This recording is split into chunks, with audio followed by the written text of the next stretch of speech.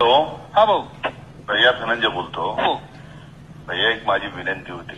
सांगा ना. तुम्ही आपण एकत्र येऊ.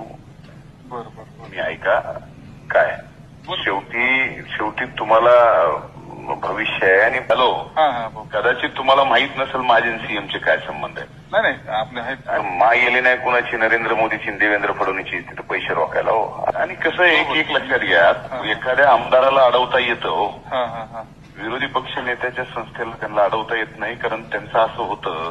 बरोबर आहे. आपण सगळीकडेच आपण मी सगळे म्हणजे त्या सभागृहात मी काहीच सुरू देत नाही पुन्हा सत्ताधाऱ्यांचं. बरोबर बरोबर. त्यामुळे ते माझा नाद करीत नाहीत भैया. माझं ऐका तुम्ही कन्व्हिन्स व्हा. पैसे तुम्ही नुसते अमाऊंट सांगायची तेवढी आणून द्यायची. बरोबर. आता मी परळीची नगरपालिका चालविली का नाही.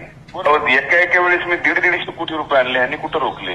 बरोबर नाही. यांचं खातंही आमच्या बहिणीचं किती दिवस राहील ग्रामविकास हेही तुम्हाला मी सांगतो. काही खरं नाही. याच्या उपर मी पुढे कसं काय घडतं हे आज कसं आपल्याला सांगता येणार नाही. बऱ्याच जुळवाजुळवी व्हायला लागल्यात वरच्या लेवलवर. त्याच्यामुळे आता समजून घ्या, तुम्हालाच सगळं बघायचं आहे. आणि सगळ्यांनी खाली काम केलं तर आम्ही आपलं बोंबलं फिरतो वर राज्यात घोडे लावीत सगळ्याला.